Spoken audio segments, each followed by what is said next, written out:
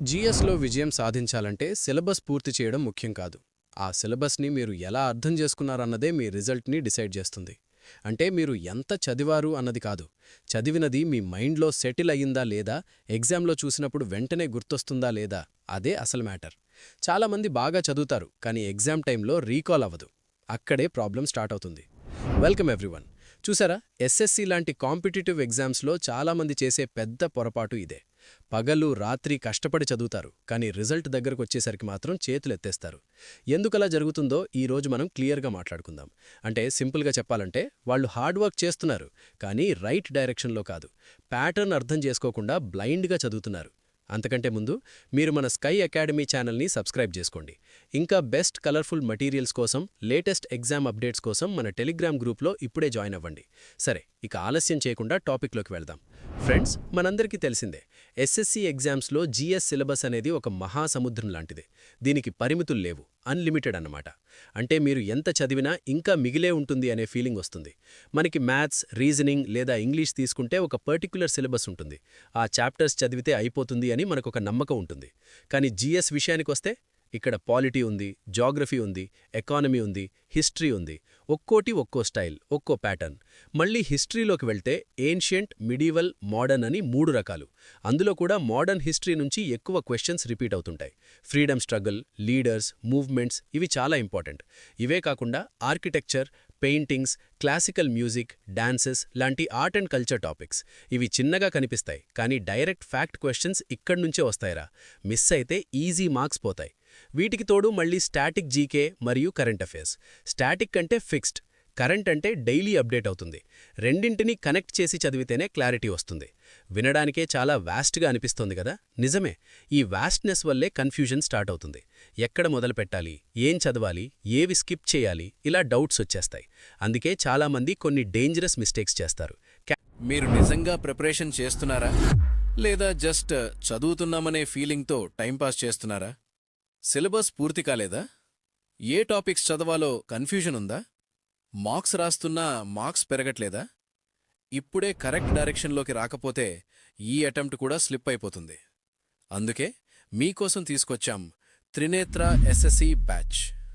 ఇందులో last 10 years analysis ఆధారంగా top 100 high weightage topics మీద ఫోకస్ ఉంటుంది. డైలీ క్లియర్ ప్లాన్ ఉంటుంది. Morning task, evening test, personal mentorship ఉంటుంది. జాయిన్ అవ్వగానే మీరు మెంటార్ అండ్ ఒక వెల్ ఎక్స్పీరియన్స్డ్ ట్యూటర్ ఉండే ఒక ప్రైవేట్ గ్రూప్లో జాయిన్ చేస్తాను. మీరు సాల్వ్ చేసిన ఆన్సర్ షీట్స్కి డైరెక్ట్ అనాలిసిస్ ఉంటుంది. Maths, reasoning daily practice, English rules, vocab strong hold, GS tricks, smart revision అన్నీ సిస్టమాటిక్గా కవర్ అవుతాయి. ముఖ్యంగా ఏం చదవాలి, ఎలా చదవాలి, ఎప్పుడు చదవాలి అన్నది రోజూ క్లియర్ గైడెన్స్ ఉంటుంది. ఫీ కూడా థౌజండ్స్ కాదు, హండ్రెడ్స్. ఎస్ఎస్సి సీజీఎల్లో పర్సంటేజెస్ ఇంపార్టెంటే, బట్ అందులో ఏ మోడల్ బాగా ఇంపార్టెంట్. ఫండమెంటల్ రైట్స్ ఇంపార్టెంటే, బట్ అందులో ఏ ఆర్టికల్ ఎస్ఎస్సి ఫేవరెట్, ఏ టాపిక్ న్యూస్లో బాగా ఉంది, ఇవి కదా మనకు కావాల్సింది. టాపిక్ చదివాం, టెస్ట్ రాశాం అంటే కాదు. డైనమిక్ లింకేజ్ ఎప్పుడు మీకు కావాల్సిందే. దాన్ని నేను మీకు ప్రైవేట్ గ్రూప్లో ఇస్తాను. కానీ ఒక విషయం గుర్తుంచుకోండి, ఈ బ్యాచ్ అందరికీ కాదు, సీరియస్గా క్రాక్ చేయాలనుకునే వాళ్లకే. మీరు లేట్ చేస్తే సీట్ మిస్ అవ్వచ్చు. ఇంకా వర్స్ట్ కేస్ మోటివేషన్ కూడా డ్రాప్ అవుతుంది. ఈ టైంలో ఫోకస్గా పనిచేస్తే మీ పేరు సెలక్షన్ లిస్టులో ఉండే ఛాన్స్ చాలా హై. ఇప్పుడే యాప్లోకి వెళ్ళి త్రినేత్ర ఎస్ఎస్సి బ్యాచ్ సెర్చ్ చేయండి. స్కై అకాడమీతో ప్రిపేర్ అయితే చదవడం కాదు, గుర్తుండేలా నేర్చుకుంటారు. ఎస్ఎస్సి సీజీఎల్ 2026 ఇది మీ ఛాన్స్. స్టార్ట్ నౌ, లేకపోతే రిగ్రెట్ లేటర్. క్యాండిడేట్స్ చేసే టాప్ 3 మిస్టేక్స్. ఇవి ఆల్మోస్ట్ అందరూ చేసే కామన్ మిస్టేక్స్, కానీ వీటినే కరెక్ట్ చేస్తే స్కోర్ జంప్ అవుతుంది. దీని గురించి మాట్లాడుకునే ముందు మనం శశి అనే ఒక స్టూడెంట్ కథ చెప్పుకుందాం. ఇది చాలామందికి రిలేటబుల్ ఉంటుంది. ఒక నిమిషం నేను చెప్పే ఈ క్లాస్ మీ ప్రిపరేషన్లో కొంచెం చేంజ్ వస్తుంది అనిపించినా ఒక చిన్న లైక్ చేయండి. ఇంకా వీడియోస్ చేసి ఇవ్వటానికి ఒక్క లైక్ చాలా బూస్టింగ్ ఇస్తుంది. సబ్స్క్రైబ్ చేసుకున్నారు కదా, కంటిన్యూ చేద్దాం. శశి కూడా మీలాగే ఎస్ఎస్సికి ప్రిపేర్ అవ్వాలని డిసైడ్ అయ్యాడు. మొదట మోటివేషన్ ఫుల్గా స్టార్ట్ చేశాడు. కొన్ని యూట్యూబ్ వీడియోస్ చూసి పాలిటీతో తన ప్రిపరేషన్ స్టార్ట్ చేద్దామని ఫిక్స్ అయ్యాడు. ఒక క్లాస్లో జాయిన్ అయ్యాడు. అయితే కొన్ని రోజుల తర్వాత అతనికి ఏమనిపించిందంటే, అసలు పాలిటీలోనే ఇన్ని వీడియోస్ ఉన్నాయా, ఇలా స్లోగా వెళితే సిలబస్ కంప్లీట్ అవ్వదు అని భయపడ్డాడు. ఇక్కడే మెయిన్ మిస్టేక్. కంప్లీషన్పై ఫోకస్ పెట్టాడు, అండర్స్టాండింగ్పై కాదు. దాంతో ఒక స్కెడ్యూల్ వేసుకున్నాడు. 10 డేస్లో అన్ని వీడియోస్ కంప్లీట్గా వాచ్ చేయాలి అని. అంటే సినిమా చూసినట్టు వరుసగా చూస్తూ పోయాడు. పగలు రాత్రి తేడా లేకుండా వీడియోస్ చూశాడు. A4 పేపర్స్ మీద పెద్ద పెద్ద నోట్స్ రాసుకున్నాడు. కానీ అవి మీనింగ్ఫుల్ నోట్స్ కాదు, జస్ట్ కాపీ చేసినవి. 15 డేస్లో పాలిటీ కంప్లీట్ అయిపోయింది అనుకున్నాడు. వెంటనే నెక్స్ట్ సబ్జెక్ట్కి జంప్ అయ్యాడు, రివిజన్ లేకుండా. తీరా ఎగ్జామ్ హాల్లోకి వెళ్ళాకేమైందో తెలుసా? క్వశ్చన్ చూసి ఇది సార్ క్లాస్లో చెప్పారు కదా అని గుర్తొచ్చింది, కానీ ఆన్సర్ మాత్రం గుర్తురాలేదు. ఇది చాలా డేంజరస్ సిచ్యువేషన్. అంటే ఇన్పుట్ ఉంది కానీ అవుట్పుట్ లేదు. కొన్ని క్వశ్చన్స్లో ఆప్షన్స్ మధ్య కన్ఫ్యూజ్ అయి రాంగ్ ఆన్సర్ పెట్టి నెగటివ్ మార్క్స్ కూడా తెచ్చుకున్నాడు. ఇక్కడ శశి చేసిన తప్పేంటో అర్థమైందా? అతను కాంటెంట్ని కేవలం చూశాడు కానీ అబ్జార్బ్ చేసుకోలేదు. అంటే బ్రెయిన్లో సెటిల్ కాలేదు, రివిజన్ చేయలేదు. ముఖ్యంగా PYQs అంటే ప్రీవియస్ ఇయర్ క్వశ్చన్స్ చూడలేదు. ఇవే అసలు గేమ్ చేంజర్స్.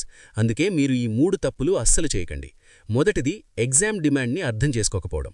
మనమేం చేస్తామంటే బుక్ తీసుకుని ఫస్ట్ పేజ్ నుంచి లాస్ట్ పేజ్ వరకు చదువుతాం. కానీ ఇది school method, competitive exam method కాదు. ప్రతి ఎగ్జామ్కి ఒక ప్యాటర్న్ ఉంటుంది. కొన్ని ఫేవరెట్ టాపిక్స్ ఉంటాయి, అవే రిపీట్ అవుతుంటాయి. అవి ఎలా తెలుస్తాయి? ప్రీవియస్ ఇయర్ క్వశ్చన్స్ ద్వారా మాత్రమే. గత 5-10 ఏళ్ల క్వశ్చన్స్ చూస్తే క్లియర్ ఐడియా వస్తుంది. హిస్టరీలో ఏ టాపిక్స్ నుంచి ఎక్కువ క్వశ్చన్స్ వస్తున్నాయి, పాలిటీలో ఆర్టికల్స్ ఎక్కువగా అడుగుతున్నారా లేదా amendments, for example fundamental rights, DPSP, ఇవి చాలా ఫ్రీక్వెంట్. ఇవి తెలియకుండా చదివితే ఎఫర్ట్ వేస్ట్ అవుతుంది. రెండో మిస్టేక్, వీడియోలను బింజ్ వాచ్ చేయడం, అంటే ప్యాసివ్ లెర్నింగ్. సినిమా చూసినట్టు చూస్తూ పోతే బ్రెయిన్ దాన్ని సీరియస్గా తీసుకోదు. మధ్యలో కాన్సంట్రేషన్ పోతుంది, స్లీప్ వస్తుంది, రిటెన్షన్ ఆల్మోస్ట్ జీరో. అందుకే లిమిటెడ్ టైంలో వీడియో చూసి అప్పుడే రన్నింగ్ నోట్స్ రాయాలి. నోట్స్ రాస్తే బ్రెయిన్ యాక్టివ్ అవుతుంది. ఆ నోట్స్ లేటర్ రివిజన్కి బ్యాక్ బోన్ అవుతాయి. మూడో తప్పు, మీ ఓన్ నోట్స్ చూస్తూ రివిజన్ చేయడం. ఇది చాలామందికి షాక్ అనిపిస్తుంది.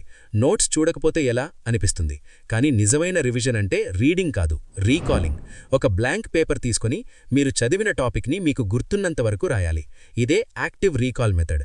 ఇది సైంటిఫికలీ ప్రూవెన్ బెస్ట్ మెథడ్. మీరు బ్రెయిన్ని ఫోర్స్ చేసి ఇన్ఫర్మేషన్ బయటకు తీయాలి.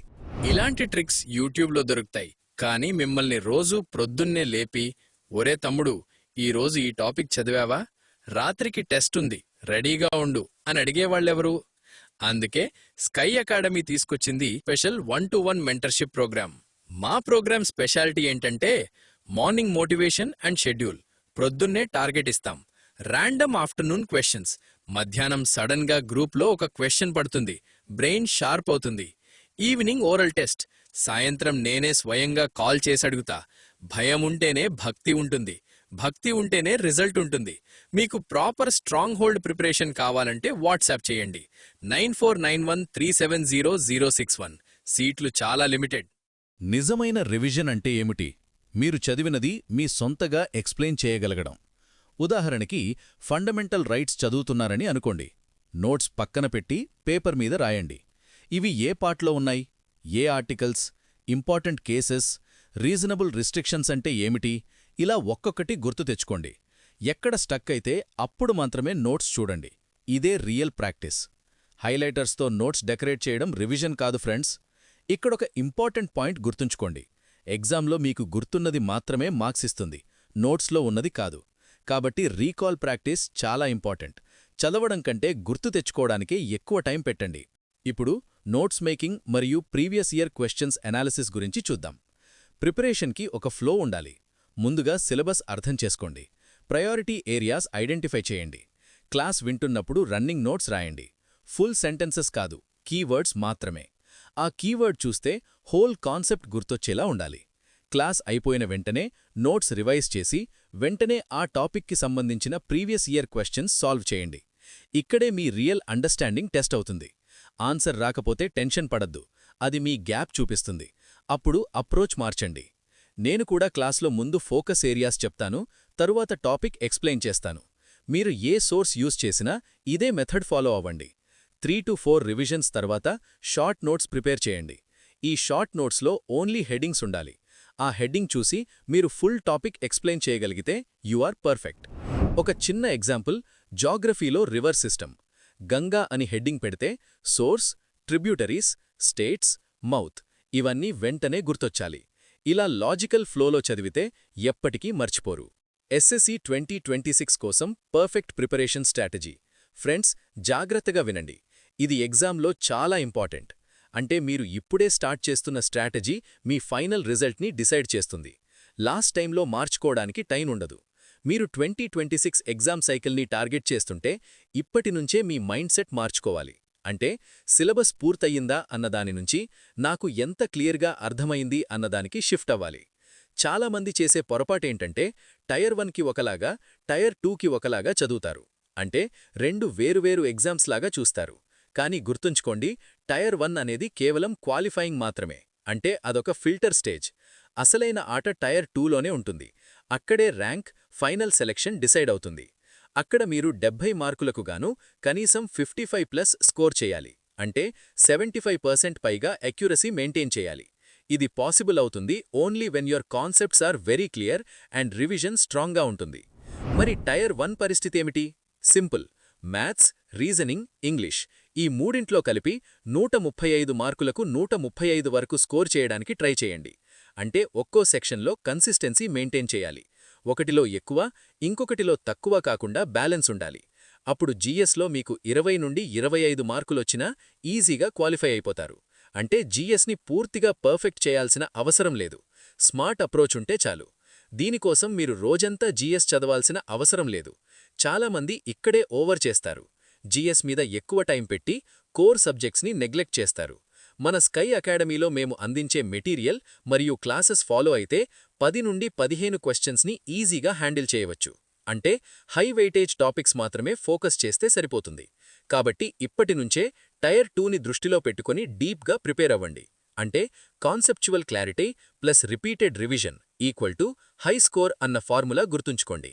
సెక్షనల్ టెస్టులు మరియు టాపిక్ టెస్టులు ఇది చాలామంది ఇగ్నోర్ చేసే ఏరియా. కానీ స్కోర్ ఇంప్రూవ్ అవ్వడానికి ఇదే మెయిన్ టూల్.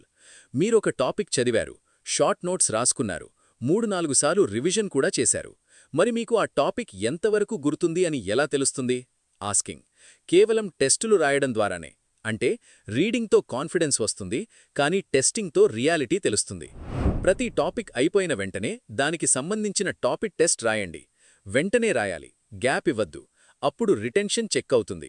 ఆ తర్వాత సబ్జెక్ట్ మొత్తం పూర్తయ్యాక సెక్షనల్ టెస్ట్లు ప్రాక్టీస్ చేయండి.